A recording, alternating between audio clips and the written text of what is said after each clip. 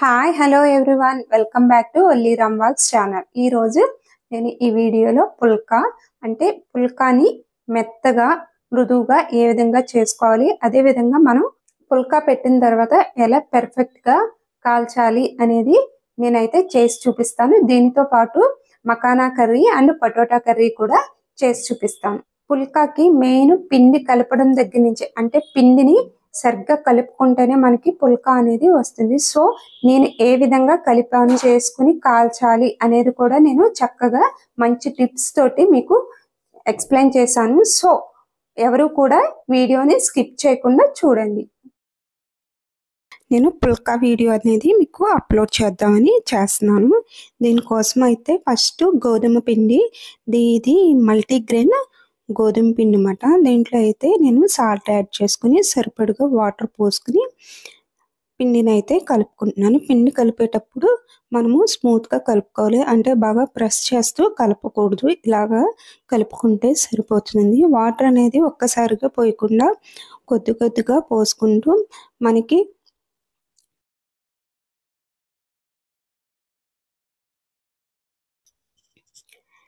పిండి పుల్కాకి కలిపినప్పుడు ఎటువంటి ఆయిల్ కానీ గీ కానీ యాడ్ చేసుకోకూడదు. ఎందుకంటే ఒకవేళ యాడ్ చేసుకుంటే అవి మనం కాల్చుకున్నప్పుడు నోటికి అతుక్కుపోయినట్టుంటాయి. సో అందుకని చెప్పి యాడ్ చేసుకోకూడదు.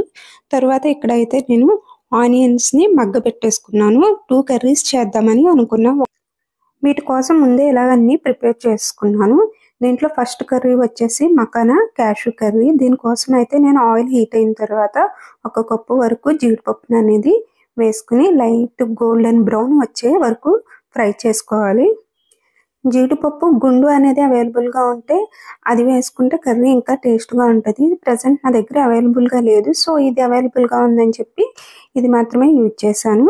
నెక్స్ట్ వచ్చేసి 1 కప్పు జీడిపప్పుకి 2 కప్పుల వరకు మకానా అనేది యాడ్ చేస్తున్నాను. ఫస్ట్ ఇక్కడ చూడండి, క్యాషూ అనేది ఇలా ఫ్రై అయిన తర్వాత మనము బౌల్లోకి తీసేసుకోవాలి. అదే ఆయిల్లో నెక్స్ట్ మకానా 1 కప్పుకి 2 కప్పులు అని చెప్పింది కదా, 2 కప్పుల వరకు మకానా వేసుకుని లైట్గా ఫ్రై చేసుకోవాలి. అది కూడా మకానా అంటే తామర గింజలు పాప్కార్న్ అన్నమాట. సో దీంట్లో అయితే ప్రోటీన్స్ అవి చాలా ఎక్కువగా ఉంటాయి. సో అందుకని చెప్పి నేను పిల్లలకి వీక్లీ 1 టైం ఆర్ 2 టైమ్స్ ఈ కర్రీ మ్యాక్సిమం ఇంట్లో ప్రిపేర్ చేసే విధంగా ఏదో ఒక రూపంలో ఇస్తాను. కర్రీ కానీ లేదంటే స్నాక్స్ రూపంలో ఇస్తూ ఉంటాను అన్నమాట. పన్నీర్ ఒకటి ఈ విధంగా ఇస్తాను. సో ఇక్కడ చూడండి, ఆయిల్లో మకానా అనేది యాడ్ చేసేసాను. యాడ్ చేసేసుకుని దీన్ని అయితే బాగా ఫ్రై చేసి సేమ్ క్యాషూ ఉన్న బౌల్లోకి తీసేసుకున్నాను.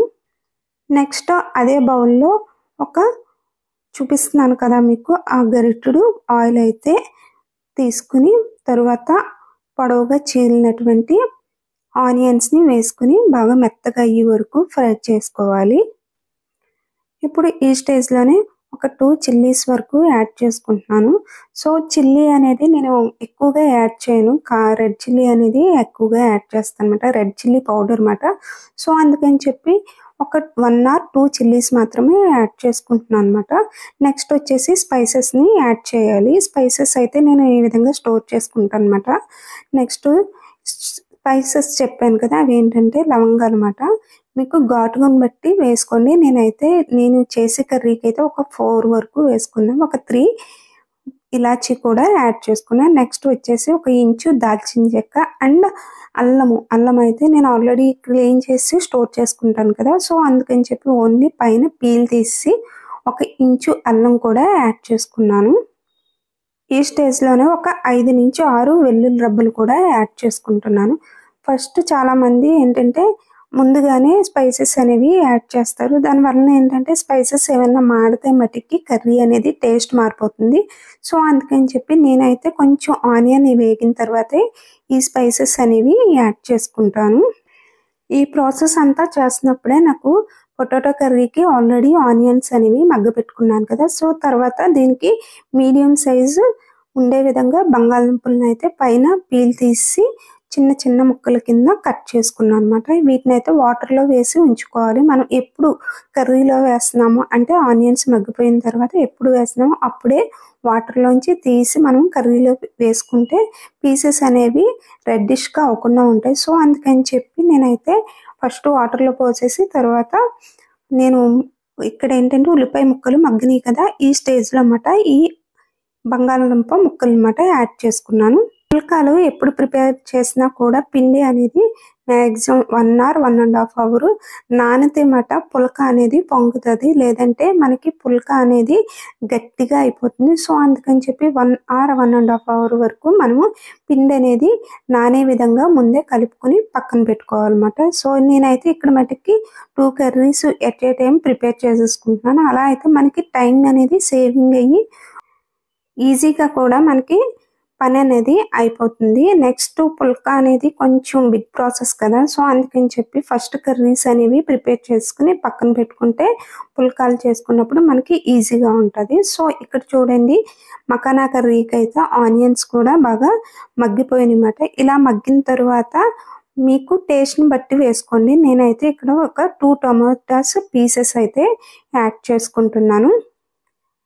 టమాటా ప్యూరీ అనేది స్పెషల్గా ప్రిపేర్ చేసి ఏమీ మనము యాడ్ చేయక్కర్లేదు. మకానా కర్రీకి కానీ నెక్స్ట్ పన్నీర్ కర్రీకి కానీ ఎప్పుడు మకానా కర్రీ చేసినా అండ్ పన్నీర్ కర్రీ చేసినా నేను ఇలాగా ఈ విధంగా పేస్ట్ కోసం అయితే ముందుగానే ఈ విధంగా మగ్గబెట్టేసుకుంటాను అనమాట, అన్నిని వేసుకుని.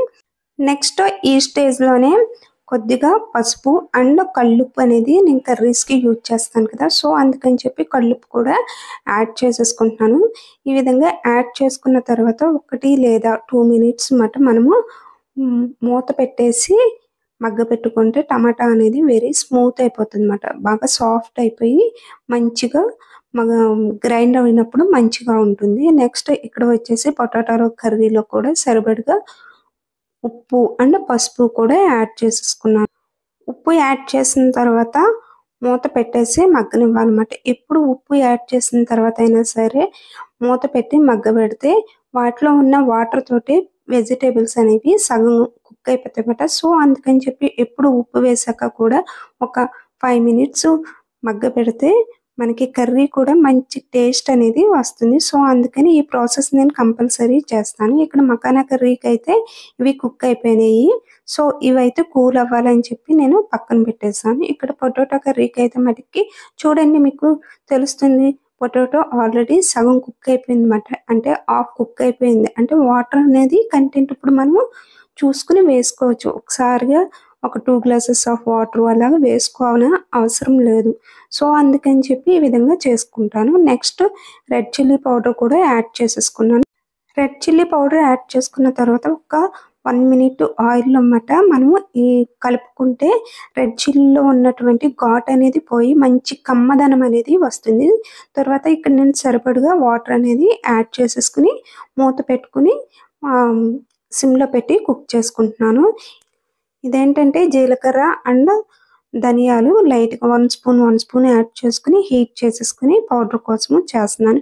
నేను ఎప్పుడు కర్రీస్ ప్రిపేర్ చేసిన మసాలా అనేది అప్పటికప్పుడు ప్రిపేర్ చేసుకుంటాను కదా, సో అందుకని చెప్పి ఈ విధంగానే ప్రిపేర్ చేసుకుంటున్నాను. చూడండి, ఒకసారి గ్రైండ్ చేసుకున్న తర్వాత మగ్గినటువంటి ఆనియన్ మిక్స్చర్ ఉంది కదా, అదంతా వేసేసుకుని మనము ఇప్పుడు ఫైన్ పేస్ట్ లాగా ప్రిపేర్ చేసుకోవాలి. దీన్ని ఇవి యాడ్ చేస్తున్నప్పుడే 1 స్పూన్ వరకు గసగసాలను కూడా యాడ్ చేసుకుంటున్నాను. గసగసాలు యాడ్ చేసుకుంటే కర్రీకి మంచి స్ట్రక్చర్ అనేది వస్తుంది. చూడండి, మీకు చూపిస్తున్నాను కదా, ఈ విధంగా మ్యాక్సిమం మిక్స్ అవ్వాలన్నమాట. తర్వాత నేను వచ్చేసి ఇక్కడ పెరుగు అనేది 1 స్పూన్ వరకే యాడ్ చేసుకున్నాను. ఇక్కడ వచ్చేసి పాల మీద మీగడ ఉంటుంది కదా, ఫ్రెష్ క్రీమ్ కోసం అయితే నేను ఇంట్లో యూజ్ చేయనండి, బయట లభించేటువంటి క్రీమ్స్. సో అందుకని చెప్పి ఎప్పుడు నాకు పాలు అనేవి తీసుకుంటాను కదా, దాని మీద ఉన్నటువంటి క్రీమ్ మీగడ ఉంటుంది కదా, అదైతే 1 స్పూను లేదా 2 స్పూన్ల వరకు యాడ్ చేసుకుంటా. ఒకవేళ ఇంట్లో ఎవరికైనా క్రీమ్స్ అవి అవైలబుల్గా ఉంటే అవి కూడా యాడ్ చేసుకోవచ్చు. ఇప్పుడు సేమ్ మూకిట్లో అన్నమాట ఒక 2 నుంచి 3 వరకు చిన్న గుంట గట్టు ఉంటుంది కదా, దాంతో ఆయిల్ అయితే పోసుకోవాలి. లేదంటే బటర్ అవైలబుల్ ఉంటే బటర్ కూడా యాడ్ చేసుకోవచ్చు. నెక్స్ట్ ఇప్పుడు నేను మిక్స్ చేసినటువంటి ఈ ఆనియన్ పేస్ట్ని అయితే ఆయిల్ హీట్ అయిన తర్వాత వేసేసుకుని దీన్ని బాగా మగ్గించుకుంటున్నాను.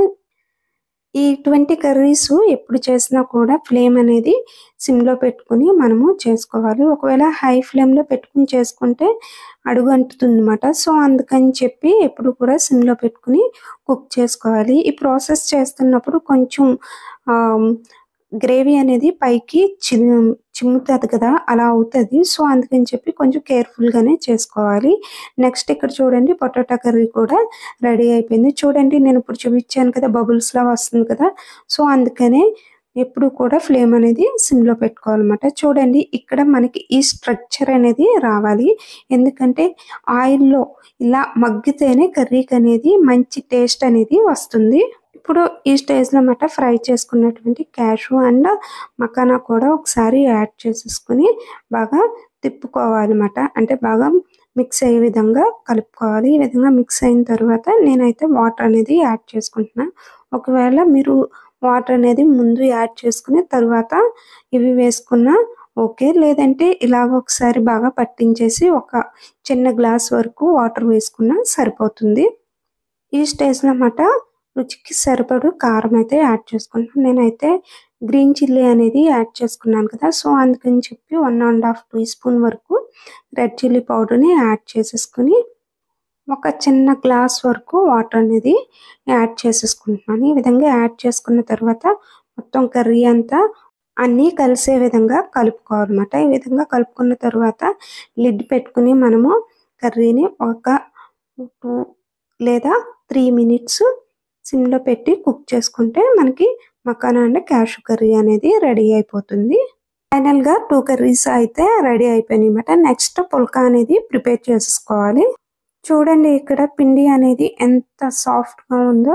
మనకి పిండి అనేది ఎంత సాఫ్ట్గా ఉంటే పుల్కా అనేది అంత సాఫ్ట్గా ఉంటాయి అన్నమాట. ఒకవేళ మీకు పిండి అనేది బాగా గట్టిగా కలుపుకున్నా కూడా పుల్కాలు బాగా గట్టి పడిపోతాయి అన్నమాట. సో అందుకని చెప్పి పిండి ఎప్పుడు కూడా సాఫ్ట్గా ఉండే విధంగా చూసుకోవాలి. ఇక్కడైతే నేను చిన్న చిన్న బాల్స్ కింద ప్రిపేర్ చేసుకుని పక్కన పెట్టుకుంటున్నాను. నెక్స్ట్ ఈ పుల్కా చేసినప్పుడు ఒక మంచి టిప్ అయితే చెప్తున్నాను. అదేంటంటే మీరు ఎప్పుడు పుల్కా చేసినా కూడా పిండి అనేది కొంచెం అత్తుకోవాలి. నెక్స్ట్ పుల్కా చేసినప్పుడు చూడండి నేనైతే రోల్ చేస్తున్నాను కదా, రోల్ చేస్తున్నప్పుడు ప్రెస్ చేసి రోల్ చేయట్లేదు, పైన తేల్చి రోల్ చేస్తున్నాను. ఈ విధంగా రోల్ చేయడం వలన ఏంటంటే పుల్కా అనేది గుల్లదనం అనేది వస్తుంది. అంటే లోపల ఎయిర్ అనేది ఫామ్ అయ్యి మనకి పుల్కా అంతా కూడా మెత్తగా ఉండే విధంగా ఉంటుందన్నమాట. సో అందుకని చెప్పి ఎప్పుడు కూడా ప్రెస్ చేసి పుల్కాని చేయకూడదు. ఎప్పుడు చేసినా కూడా మనము ఈ విధంగా చేసుకోవాలి. నెక్స్ట్ ఈ పుల్కాని అయితే అట్ల పైన వేడెక్కిన తర్వాత ఒకసారి 2 సార్లు అటు ఇటు ఫ్లిప్ అవుట్ చేసుకుని, అంటే అటు ఇటు తిప్పుకుని నెక్స్ట్ డైరెక్ట్ గ్యాస్ పొయ్యి మీద పెట్టుకుంటే చూడండి పుల్కా ఎంత చక్కగా పొంగిందో. సో మీరు కూడా ఒకసారి ట్రై చేయండి. నేనైతే ఈ విధంగా పుల్కాలు అయితే ప్రిపేర్ చేస్తున్నాను. మరి మీ ఇంట్లో మీరు ఎలా ప్రిపేర్ చేస్తున్నారో నాకు కామెంట్ సెక్షన్లో కామెంట్ చేయండి. నేను కూడా ఏమన్నా ఇంకా మార్పులు చేయాలంటే కూడా మీరు నాకు కామెంట్ సెక్షన్లో కామెంట్ చేయండి. ఈ పుల్కాకి ఉన్న స్పెషాలిటీ ఏంటంటే చపాతీ అయితే 1 లేదా 2 కన్నా మనము ఎక్కువ తినలేము. కానీ ఈ రోటీస్ పుల్కాలు అయితే ఒక 3-4 అయితే ఈజీగా కర్రీస్ తోటి మనము తినేయచ్చు. మనకి ఎన్ని తిన్నా కూడా కడుపు అనేది నిండిపోయినట్టు ఉండదు. సో అందుకని చెప్పి పుల్కా అయితే మటుకి చపాతీతో పోల్చుకుంటే కొంచెం లైట్గా ఉంటుంది. సో లైట్ వెయిట్ ఫుడ్ అన్నమాట. సో అందుకని చెప్పి నేను ఎక్కువగా పుల్కాను మాత్రమే ప్రిపేర్ చేస్తాను. ఇంట్లో చపాతీ అనేది ఎప్పుడో కానీ ప్రిపేర్ చేయను. నెక్స్ట్ ఇక్కడ వచ్చేసి నేను కాల్చిన ప్రతిదీ కూడా హాట్ బాక్స్లో స్టోర్ చేసుకున్నాను.